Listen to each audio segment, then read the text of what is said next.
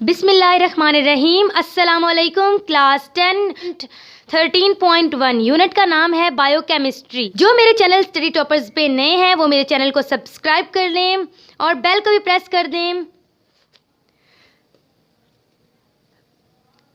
Question number 1 है, classify sucrose, lactose and maltose as monodi और trisaccharides, give reason.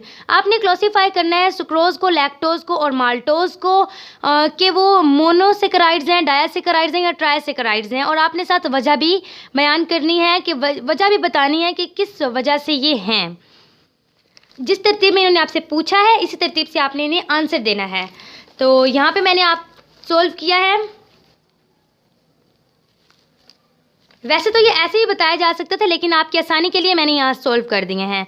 तो पहले सुक्रोज है, फिर लैक्टोज है, फिर माल्टोज है, ठीक है। तो sucrose is a disaccharide. Sucrose is a disaccharide. Sucrose disaccharide है। क्यों है?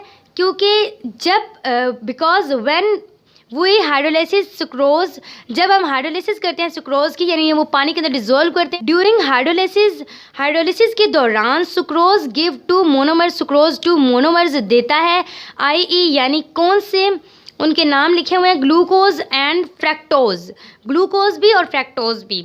डायासेकेराइड्स का मतलब क्या होता है? डायासेकेराइड्स का मतलब होता है वो तमाम कार्बोहाइड्रेट्स जिनके अंदर दो मोनोमर्स मौजूद होते हैं, यानी दो मोनोमर्स पाए जाते हैं, तो उन्हें डायासेकेराइड्स कहते हैं। अब लैक्टोज का लिखना है। लैक्टोज क्या है? देखें, जिस तरतीब से इन्होंने पूछा था हमने इसी तरीके से लाइन वाइज डिस्क्राइब करना है, और इस तरीके से ही करें जिस तरीके से अभी मैंने आपको करवाया है। ये बहुत अच्छा तरीका है, बहुत ईजी तरीका है, और जो देखने वाला होता है, जो चेक करने वाले होते हैं आपका पेपर, तो उन पे बहुत ज़्यादा अच्छा इंप्रेशन पड़ता है कि कितनी सफाई से लिखा गया है। और अगर आप इसी को घुसा के एक ही पैराग्राफ में बना के लिख देंगे तो वो कोई अच्छा इंप्रेशन नहीं पड़ेगा और कुछ समझ नहीं आएगा कि आपने लिखा क्या है, उसकी वजह कहाँ लिखी है, यानी कुछ समझ नहीं आएगा। तो lactose is also a disaccharide. Lactose भी डायासेकेराइड है because on hydrolysis it give two monomers.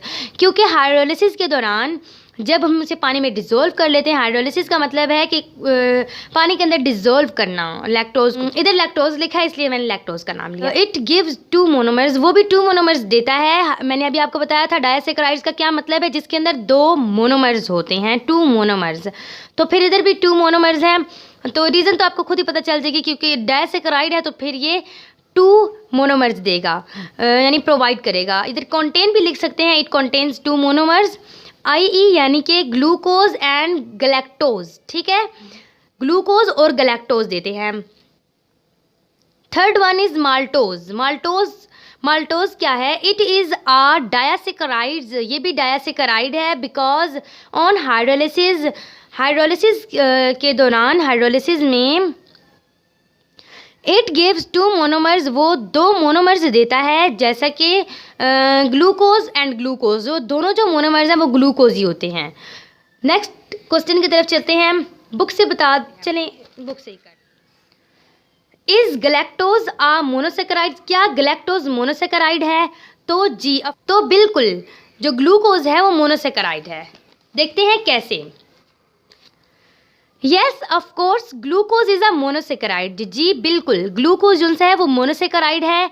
Having C6H12O6, वो रखता है अपने अंदर C6H12 और O6। It can not be hydrolysed, ये हाइड्रोलाइज नहीं होता, यानी पानी के अंदर डिजोल्व नहीं होता।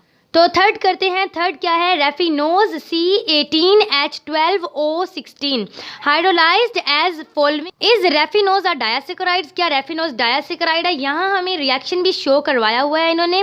ये सवाल ही ऐसा है कि आपको इसके लिए रिएक्शन का होना ज़रूरी है, तो रिएक्शन आपको दिया जाएगा और बस आपने इसको डिस्क्राइब करना है कि इस रिएक्शन में क्या है। तो यहाँ पे मैंने रेफिनोज का रिएक्शन जो बुक में दिया गया था वही मैंने लिखा है। अब इसमें क्या है? In this reaction it is shown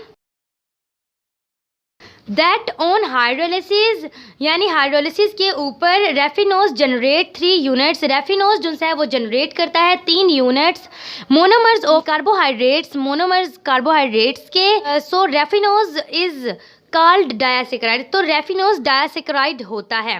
अगर आपको मेरी सेल्फ असेसमेंट अच्छी लगी है तो इसे लाइक कर दें और मेरे चैनल को भी सब्सक्राइब कर दें।